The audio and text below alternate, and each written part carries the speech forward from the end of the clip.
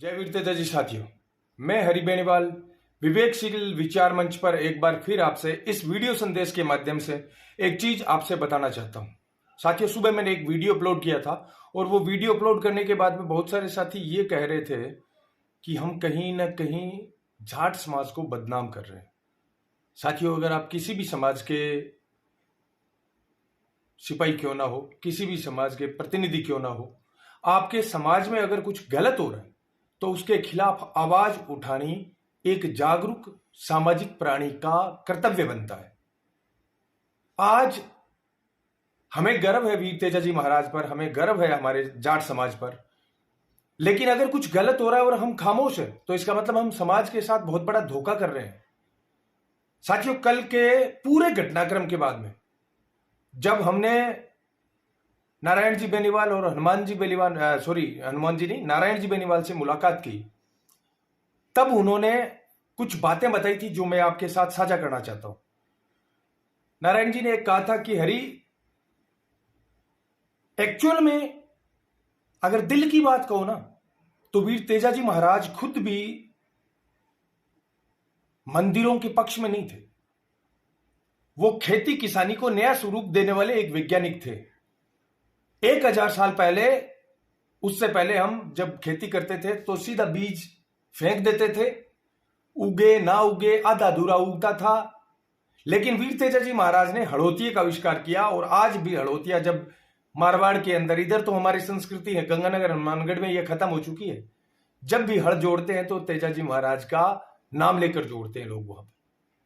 तो यह हड़ के द्वारा जमीन बीज बोकर यह कृषि पद्धति वीर तेजा जी महाराज ने हमें दी थी। और हम मंदिर भव्य बनाएं, दिव्य बनाएं, यह हमारी सामाजिक प्रतिष्ठा का सवाल है। बाकी वीर तेजा जी महाराज इससे खुश हो या नाराज हो, ऐसी बात नहीं है। आप उनके आदर्शों पर चले, स्पष्टवादिता पर चले। अब जो भगवान श्री राम के लिए कहते थे प्राण जाए पर वचन न जाए, यहां पर तो साबित किया था वीर तेजा जी महाराज ने, अपने वचनों के लिए प्राणों की आहुति दी थी।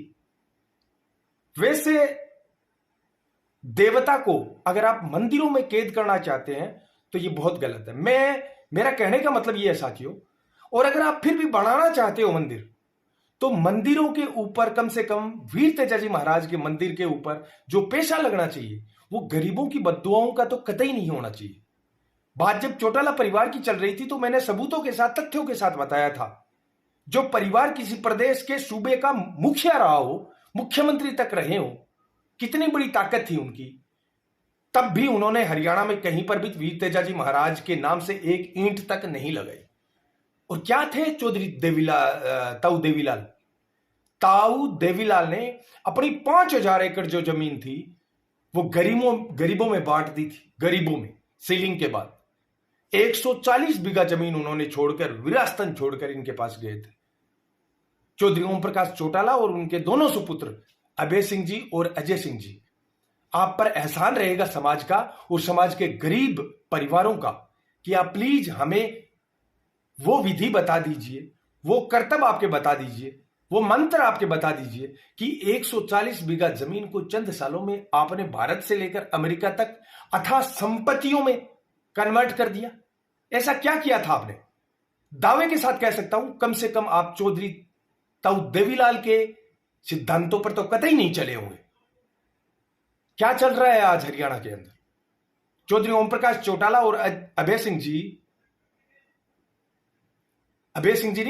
जी जेल काट चुके। जेवीटी घोटाला जो आपका टीचर ट्रेनिंग वाला है, अब बहुत सारे लोग कहते हैं ये तो इन्होंने नौकरी दी थी। नौकरी नहीं दी थी साथियों, गरीब परिवारों से पैसे लिए थे उन्होंने, और आज वो परिवार जो है वो अदरजूल के अंदर है।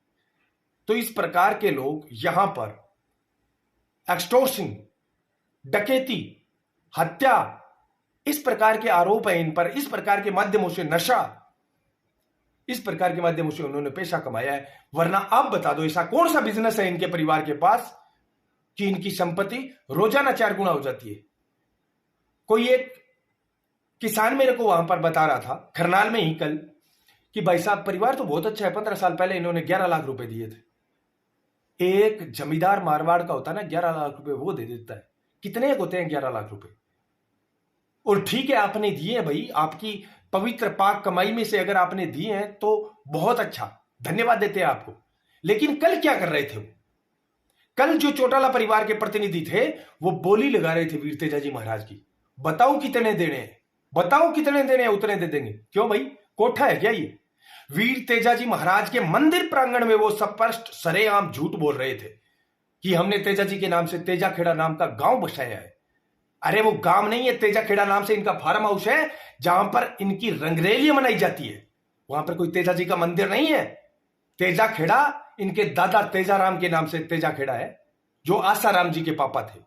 चौधरी देवीलाल, ताऊ देवीलाल के दादा आसाराम जी थे और आसाराम जी के पापा तेजाराम जी थे, उनके नाम से आसाखेड़ा भी है, तेजाखेड़ा भी है। ये इनके फार्म हाउसों के नाम है। इतनी बड़ी झूठ वीर तेजाजी महाराज के जन्मस्थली प्रांगण खरनाल पर खड़े होकर जो लोग बोल सकते हैं, सोचो उनके इरादे कितने खतरनाक होंगे। मेरा सिर्फ मेरे छोटे भाइयों से, बड़े भाइयों से इतना ही कहने का मतलब है, आपके दिल में वीर तेजाजी महाराज जिंदा रहने चाहिए। मंदिर, मस्जिद, गुरुद्वारे ये आपकी आस्था के प्रतीक हैं, सब कुछ नहीं है मेरे साथियों। जो कल वास्तव नारायण जी ने कहा था कि हम चाहते हैं कि वीर तेजाजी महाराज के आदर्श हर घर तक पहुंचे, ना कि हर घर मंदिर तक पहुंचे। लेकिन अब जब बात तेजाजी महाराज की प्रतिष्ठा पर आ गई है तो महाराज तेजाजी महाराज का दिव्य भव्य मंदिर तेजा भक्तों की मेहरबानी से बनना चाहिए, तेजा भक्तों के पुरुषार्थ से बनना चाहिए, ना कि किसी की काली कमाई से, गरीबों की बद्दुआ वाली कमाई से। अगर आप मेरे विचारों से सहमत हो तो इस वीडियो को कम से कम 10-12 आपके तेजा भक्तों तक पहुंचाने का काम करें। और अगर आप असहमत हो तो व्हाट्सएप नंबर मेरे दिए हुए, आप अपने सभ्य सुझाव मुझे भेज सकते हैं।